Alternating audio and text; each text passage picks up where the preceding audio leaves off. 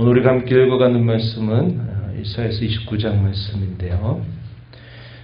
이 내용을 우리가 읽어서 본 것처럼 앞부분에서는 예루살렘에 대한 하나님의 징계 혹은 징벌 이것을 말씀해 주고 있고요. 이 예루살렘을 괴롭히는 대적 나라들에 대한 더 무서운 심판에 대한 예고의 말씀이 주어지게 됩니다. 하나님의 백성들에게 왜 하나님이 견책을 하시느냐, 징계를 하시느냐, 그 이유에 관해서는 중간 부분에 우리가 많이 읽어본 말씀의 내용이 중요한 원인이 되고 있다 한 것을 소개해 주고요. 그러나 하나님의 그 징계의 궁극적인 목적은 그 백성들을 복주시고 은혜를 베풀어 주시기 위함이다 한 것을 마지막 부분에서는 알려주고 있습니다. 이스라엘의 역사를 통해서 하나님은 이러한 사건들을 크게 보여주시죠. 그리고 작게는 하나님의 백성들의 한 인생 속에서 하나님은 이런 일들을 끊임없이 더해주고 계시다 하는 것을 우리는 경험하고 살아가고 있다 하는 겁니다. 그래서 어떻게 보면 큰 이야기, 그리고 또 작게 우리의 인생 속에 늘 있게 되는 이야기, 그것을 우리에게 이 말씀은 잘 가르쳐 주고 있습니다. 1절 한번 가서 보시면 뭐라고 표현하냐면 슬프다 아리엘이요 아리엘이요 다윗이 진친 성읍이요. 감탄사처럼 부르죠. 슬프다 아리엘이요. 이 아리엘이란 말은 예루살렘을 빗대어서 표현하는 말인데 그 말 뜻은 어떤 뜻이냐면 제단의 로, 제물들을 태우기 위해서 이렇게 있는 그 로, 화로를 말하는 뜻입니다. 그래서 예루살렘을 아리엘이라고 부를 때 하나님이 그걸 통해서 그 예루살렘의 죄에 대하여 하나님이 벌하시겠다, 그들을 징계하시겠다 한 그 뜻을 여기 아리엘이라고 하는 말로 사용하고 있다는 겁니다. 2절에 보면 내가 아리엘을 괴롭게 하리니, 예루살렘을 표현한다 그랬죠. 그가 슬퍼하고 애곡하면 내게 아리엘과 같이 되리라. 내게 아리엘과 같이 된다. 이 말은 아리엘의 본래 뜻대로 그렇게 만들 것이다 라고 말씀하시는 내용이 됩니다. 괴롭게 하시겠다 이 말이죠. 불타는 제단과 같이 그들을 뜨겁게 달구실 것을 표현해 주는 말씀이에요. 3절에 보면 구체적으로 어떻게 하시겠는가 말씀하시기를 내가 너를 사면으로 둘러 진을 치며 너를 애워 대를 쌓아 너를 칠 것이다. 뭘 보여줍니까? 하나님께서 그 백성들을 결국 낮추실 때 하나님이 사용하신 방법은 이방의 나라를 도구로 사용하셔서, 막대기로 사용하셔서 그 백성들을 낮추시는 일을 하시겠다 하시는 것을 표현합니다. 4절 말씀에 보면 이 징벌을 통해서 그들을 낮추시겠다 이렇게 표현하시고 있어요. 내가 낮아져서 땅에서 말하며 내 말소리가 나직이 티끌에서 날 것이다. 우리가 어제 읽었던 말씀에 보면은 이 북이스라엘 나라 뭐라고 표현했어요? 교만한 면류관 이렇게 표현했습니다. 일시적으로 아름다운 그런 관을 쓴 것처럼 보이지만 그것은 결국은 오래가지 못하고 금방 쇠락하게 될 것이다 하는 것을 말씀을 하세요. 교만하다 이 말이죠. 교만한 자들을 하나님이 징계를 통해서, 견책을 통해서 그들을 낮추실 것을 말씀하고 있는 것이죠. 5절로부터는 대상이 바뀝니다. 어떤 대상이냐? 이 아리엘 혹은 예루살렘을 늘 공격하는 이 대적자들에 대한 하나님의 심판은 엄중하게 나타나게 될 것이다 하시는 말씀을 주셔요. 5절에 그럴지라도 내 대적의 무리는 세미한 티끌 같겠다. 강펀자의 무리는 날려가는 겨와 같을 것이다. 그 일이 순식간에 갑자기 일어날 것이다. 7절 가서 보면 아리엘을 치는 열방의 무리 곧 아리엘과 그 요새를 쳐서 그를 공고하게 하는 모든 자는 꿈처럼 밤의 환상처럼 될 것이다. 꿈속에서 꿈을 꿨는데 깨고 나면 그게 꿈이었구나. 환상도 그렇죠. 잠깐 있는 내용 같은데 딱 눈을 깨서 보니까 금방 사라져버리는 것 같이 아리를 치는 모든 열방의 무리를 하나님이 순식간에 그들을 심판하실 것이다 하는 말씀을 주고 있다는 겁니다. 당시에 계속 세력을 뻗쳐가고 있는 아수르 나라로부터 하나님은 결국은 보호하신다는 것이고요. 이 바벨론, 이 아수르 나라를 망하게 했던 이 바벨론이 또 일어나서 그렇게 할지라도 하나님 이 바벨론도 순식간에 망하게 하신다 하는 것을 표현해주고 있습니다. 우리가 뒤에 가서 보겠지만요, 이 히스기야 때까지 이사야 선지자가 말씀을 전할 때 히스기야 시대 때 어려운 일을 겪었던 사건이 기록이 됩니다. 아수르 사느립이 많은 대군을 이끌고 예루살렘을 에워싸게 되는 일, 예루살렘은 아무것도 할 수 없는 위기를 만나게 될 때 하나님 앞에 기도했던 이 히스기야, 그의 기도를 들으신 하나님이 그의 천사들을 보내서 하룻밤에 18만 5천들을 다 흩어버리시는 그런 역사를 하나님이 행하시죠. 이 일로 아수르 왕 사느립은 자기의 땅으로 돌아가서 결국 자기 아들들에게 죽임을 당하면서 허망하게 그의 인생이 끝나게 되는 사건이 벌어지게 됩니다. 하나님은 이와 같이 자기 백성들의 그 교만과 또 그들의 죄에 대해서는 낮추시기 위하여 견책을 하시지만 그 백성들을 치려고 하는 대적들에 대해서는 엄중하고 무서운 심판을 내리신다 하시는 것을 보여주고 있다 한 겁니다. 그럼 하나님께서 왜 그 백성들에게 그러한 벌을 내리시는가에 대한 말씀이 9절부터 16절 우리가 주목해 볼 수 있는 표현들이 등장합니다. 먼저 9절부터 12절 내용은 뭘 우리에게 보여주냐면 그들의 영적인 무지함과 무감각함에 대해서 말씀하시는 내용이 주어집니다. 9절 말씀 보세요. 너희는 놀라고 놀라라. 너희는 맹인이 되고 맹인이 되라. 그들의 취함이 포도주로 말미암아 된 것이 아니다. 그들이 비틀거리는 것이 독주로 말미암아 된 것이 아니다. 맹인이 되라. 맹인이 되라. 뭘 말하는 겁니까? 영적인 무지함을 일컫는 말씀이 되는 겁니다. 10절 말씀에 보면 여호와께서 깊이 잠들게 하는 영을 너희에게 부어 주셔서 너희의 눈을 감기셨다. 선지자들, 선견자들을 덮어 버리셨다. 이렇게 말합니다.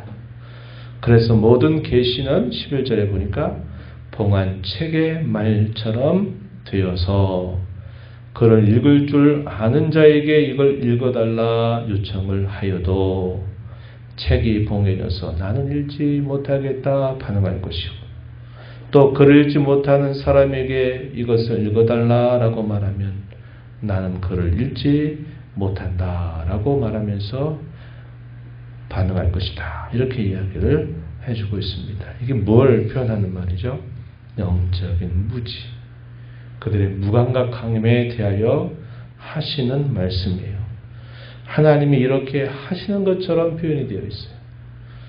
우리가 앞서 읽었던 이사야서 6장 말씀에서 하나님이 누가 우리를 위하여 갈고 할 때 이사야가 대답하죠. 근데 제가 여기 있습니다. 저를 보내소서. 넌 이 백성들에 가서 이 백성들의 눈을 감겨라. 눈은 보아도 보지 못하고 귀로 들어도 깨닫지 못하게 해라. 이러한 일을 네가 가서 해라. 이렇게 말씀을 전해요.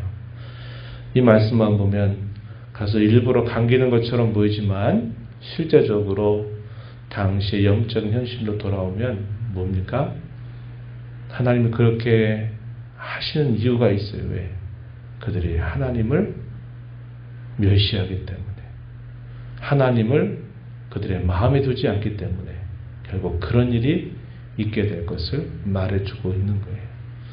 우리가 이런 말씀들을 잘못 읽으면 하나님이 다 하나님 책임이네 또 이렇게 생각하게 되는데, 이런 말씀의 이면을 우리가 읽을 수 있어야 한다는 겁니다. 그렇게 하시는 이유가 무엇인가? 13절 말씀에 보니까 우리 잘 들어본 말씀이에요. 주께서 이르시되 이 백성이 입으로는 나를 가까이 하며 입술로는 나를 공경하지만 그들의 마음은 내게서 멀리 떠났다. 그들이 나를 경외하는 것은 사람의 계명으로 가르침을 받았을 뿐이다. 예수는 이 말씀 인용하시죠? 당시 종교 지도자들이 이와 똑같은 모습을 보이고 있다는 겁니다. 그리고 당시 이스라엘 백성들도 그렇게 한 거죠. 잘못된 소경된 인도자들이 가르쳤던 그 가르침이 마치 하나님이 본래 주셨던 계명처럼 여기게 만든 거예요.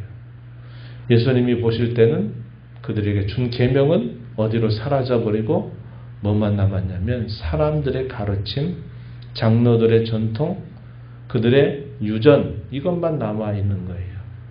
그러니까 그들이 겉으로 볼 때는 경외하고 경건한 자들처럼 보이지만 그들의 영적인 실상은 대단히 외식이 가득하고 위선이 가득하고 본질이 빠져버려 있는 안고 없는 찐빵과 같은 그런 신앙을 그들이 부추겼다는 것을 예수님이 심히 책망하신 바가 있는데, 그때 이 구절을 예수님이 인용을 하십니다. 뭘 말합니까? 그들의 마음이 멀다 이 말이에요. 이걸 뭐라고 말하냐면 위선 혹은 외식이라고 말해요. 겉과 속이 다른 겁니다. 겉으로는 가까이 하듯, 겉으로는 공경하듯 말하는데 그들의 마음은 전혀 그렇지 않는 모습을 분명히 그 이유로 지적하고 있다 하는 겁니다. 우리도 이런 부분들 늘 조심해야 되겠죠. 겉과 속이 다르게 말하고 다른 생각 품는 것 절대로 하면 안 될 일이고요. 하나님 앞에서는 더더군다나 그런 태도를 갖는 것은 하나님 무척이나 싫어하세요. 말로는 하나님 잘 믿는 것처럼 기도하고 잘하는데 마음에는 하나님이 별로 하나님을 관심하지 않는 그런 마음을 하나님은 대단히 싫어하십니다. 당시 이스라엘 백성들이 왜 영적인 무지와 무감각에 빠지게 되었느냐 하는 것은 그들의 위선적인 태도 때문에 그러하다 하는 것이에요. 두 번째 이유는 그 다음에 소개가 됩니다. 15절 말씀에 보면 자기의 계획을 여호와께 깊이 숨기려 하는 자들에게 화가 있을 것이다. 그들의 일을 어두운 데서 행하며 말하기를 누가 우리를 보랴 누가 우리를 알랴 하면서 뭐라고 말합니까? 16절 너희의 패역함이 심하도다. 패역하다라는 말이 무슨 말입니까? 알고 있어요. 알고 있는데 일부러 모른 척 계속 그렇게 행하는 것을 패역하다 이렇게 말하는 겁니다.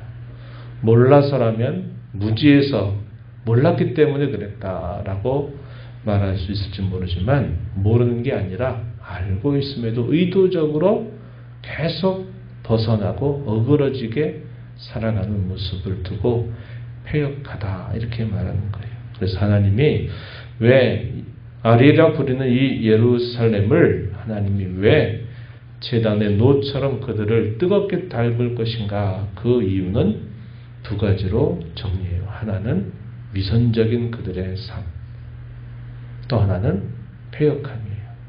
이것이 그들의 원인이다 이렇게 말합니다. 그래서 뭐라고 대답하세요? 지으신 이가 무지하냐? 지으신 이가 그것을 모르겠느냐? 그런데 그들은 누가 이걸 봐? 그러면서 은밀한 곳에서 자기들의 악을 숨기려고 하는 태도를 계속 고집하면서 살아가고 있다 이 말이죠. 그래서 그 시대가 영적인 무지와 무감각에 깊이 빠지게 되었다 하는 것을 설명해 줘요. 그러한 자기 백성들을 하나님이 낮추실 것이다 이렇게 말씀을 하시는 겁니다. 낮추셔서 뭐 하시려고요? 그들에게 다시 진정한 은혜를 주시기 위해서 그렇게 하신다고 말씀하세요. 이 내용이 17절부터 마지막 절까지 쭉 소개가 되고 있다 하는 겁니다. 그래서 마지막 부분에 가서 보면 뭐라고 말하면 이렇게 말하죠. 마지막 절에 마음이 혼미하던 자들도 총명하게 될 것이다. 원망하던 자들도 교훈을 받게 될 것이다. 이렇게 말합니다. 그들이 영적인 무지와 완악함에서 벗어나서 하나님의 은혜를 은혜로 알게 되는 일이 있게 될 것이다. 이것이 하나님이 그들을 낮추시는 진정한 목적이다 하는 것을 소개해 주고 있어요. 우리의 인생을 돌아보면 하나님이 때로 우리에게 노여움을 베푸실 때가 있어요. 그렇죠? 시편 30편 4절 말씀에 보면 이렇게 말합니다. 그의 노여움은 잠깐이요. 하지만 그가 베푸신 은총은 뭐라고 말합니까? 평생이로다. 그의 노여움은 잠깐이지만 그가 베푸시는 은총은 평생이로다. 이렇게 노래하면서 하나님이 그러한 은혜를 베풀어 주신 분임을 가르쳐 줍니다. 오늘 이 말씀을 보면서 우리가 함께 붙들고 기도해야 할 제목이 뭘까요? 위선적인 태도를 하나님 앞에서 또 우리가 살아가는 삶 속에서 늘 버려서 진실하게 하나님을 구하고 우리의 마음으로 하나님을 섬기는 마음을 항상 가지고 살아야 되겠다. 이걸 위해서 기도하고 주의 뜻을 알면서도 내 고집을 계속 부리면서 폐역한 길을 가는 신앙의 걸음이 되지 않도록 하나님의 은혜를 구하며 하나님께서 늘 베푸시는 은혜에 감사하며 감격하며 살아가는 신앙의 걸음이 되게 해주세요. 이렇게 간절하게 기도하면서 또 이 하루 남은 삶 살아가게 되기를 진심으로 바랍니다.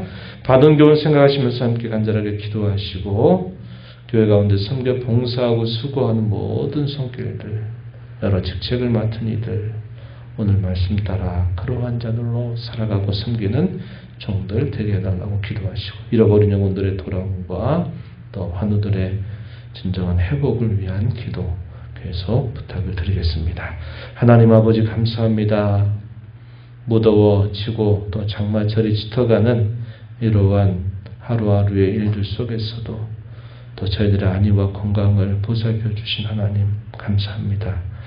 이 새벽에도 저희들을 깨워주셔서 아버지 앞에 나와 또 찬양을 드리며 오늘도 저희에게 주신 이 말씀을 또 마음에 새기면서 기도하며 이 하루를 살아가게 하신 것 감사드립니다.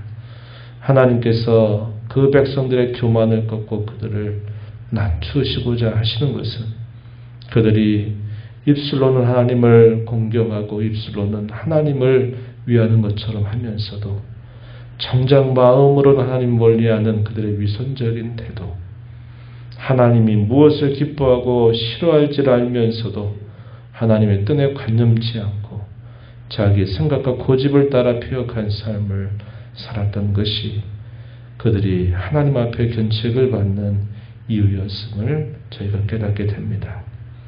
그러한 그들을 낮추셔서 그들을 진정한 영적인 총명함으로 그들에게 약속된 진정한 복을 누리게 하시기 위해서 하나님의 인도하심을 저희가 살펴보며 우리의 일상 속에서 늘 하나님의 이러한 말씀을 마음에 새긴 자로 위선적인 태도, 외식적인 태도, 형식적인 신앙들을 다 버리게 하시고 우리의 마음을 주께로 드리는 참 신앙생활에 힘을 기울이고 주께서 보이시는 뜻을 바르게 알아들이고 헤아리며 순종하며 살아가는 저희들의 삶이 되게 하여 주옵소서.